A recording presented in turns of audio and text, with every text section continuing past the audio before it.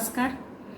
आज मी music therapy याविषयी मी थोडक्यात माहिती तुम्हाला सांगणार आहे. म्युझिक थेरपी याबद्दल आपण थोडीशी हिस्ट्री जाणून आज घेणार आहोत.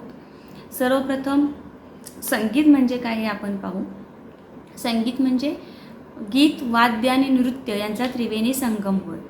संगीताचे मूळ कारण काय आहे तर ध्वनी किंवा नाद असे आपण त्याला म्हणतो.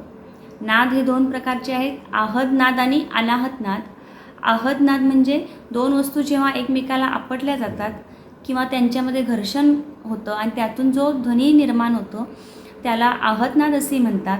अनाहत नाद म्हणजे कोणत्याही दोन वस्तू आपटल्याशिवाय किंवा घर्षणाशिवाय जो ध्वनी आपण अनुभवतो, आपला आतला आवाज, त्याला अनाहत नाद म्हणतात. संगीताची उत्पत्ती किती वर्षापूर्वीची आहे याविषयी सुद्धा काही ऐतिहासिक दाखले आहेत.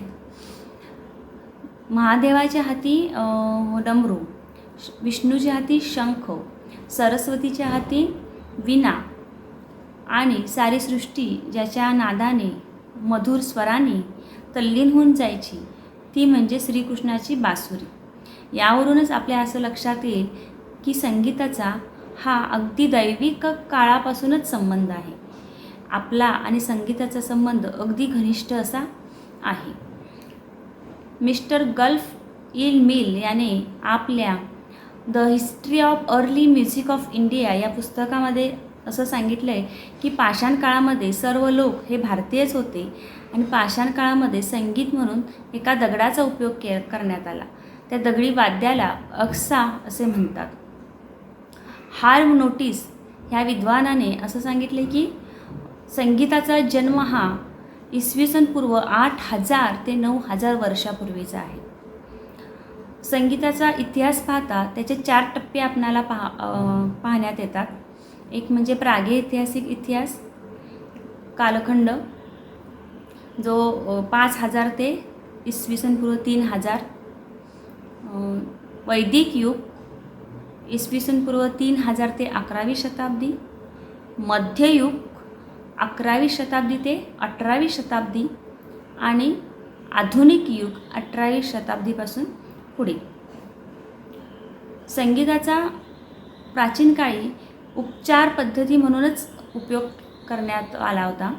पण ज्यावेळी मुघल साम्राज्य आपल्यावर आलं आक्रमण करून आणि अकबरानंतर सुद्धा अनेक राजांनी आपल्यावर शासन केलं, त्या काळात संगीताचा पाहण्याचा दृष्टिकोन बदलला आणि मनोरंजन म्हणूनच त्याकडे पाहण्यात येऊ लागलं आणि तिथूनच संगीत आणि मनोरंजन हे एक समीकरण तयार झालं. त्यानंतर 20व्या शतकामध्ये पुन्हा एकदा संगीताकडे वैज्ञानिक दृष्टिकोनातून पाहण्यात आले. अनेक रिसर्च झाले, जगभरामध्ये संशोधनं झाली आणि संगीत ही एक प्रभावी उपचार पद्धती ठरू शकते हे सिद्ध झालं. ही उपचार पद्धती केवळ मनुष्यावरतीच नाही तर वनस्पती, पशु, पक्षी यावर देखील परिणाम करते हे लक्षात आलं. याचं उदाहरण द्यायचं झालं तर जगदीशचंद्र बासू हे जेव्हा फरीदापूरला एका यात्रेमध्ये गेले होते तेव्हा त्यांनी असं पाहिलं की मंदिराचा घंटानाद जोपर्यंत चालू होता तेव्हा एक वृक्ष असा झुकला होता आणि घंटानाद थांबल्यावर तो वृक्ष पुन्हा होता तसा उभे राहिला. इथूनच पुढे मग वेगवेगळे वनस्पतींवरती, पशुपक्ष्यांवरती संगीताचे प्रयोग करण्यात आले. अमेरिकेसारख्या देशामध्ये तर कृषी करताना त्यामध्ये खाद्य, पाणी याबरोबरच संगीताचाही देखील वापर करण्यात येतो आणि पीक जोमाने येते, अजूनच छान येते हे सिद्ध झाले आहे. जपानमध्ये सुद्धा ओसाका शहरामध्ये एका वैज्ञानिकाने आपल्याच बागेमध्ये प्रयोग केला होता संगीताचा. त्याने पाहिलं की टॉमॅटो किंवा टरबूज ही जी काही फळं होती त्याने जी लावली होती ती त्याचा आकारमान, वजन आणि टेस्टमध्ये सुद्धा वृद्धी झाल्याचे समजून आले. त्याचबरोबर पशुपक्ष्यांवरती देखील प्रयोग झालेले आहेत. आपल्यापेक्षा कितीतरी पटीने त्यांची ऐकण्याची क्षमता त्यांची जास्त असल्याचं लक्षात आलं आहे. खूप बारीक आवाज जो आपल्यालाही ऐकू येत नाही तो त्यांना ऐकू जातो. त्यांची पण एक भाषा असते. आपण रागाने बोलतो की प्रेमाने बोलतो, आपल्या आवाजातील फरकसुद्धा त्यांच्या लक्षात येतो. हे सुद्धा सिद्ध झालेलं आहे. आता पुढील भागामध्ये आपण मनुष्यावर कशाप्रकारे म्युझिक थेरपी काम करते हे पाहणार आहोत. तोपर्यंत नमस्कार.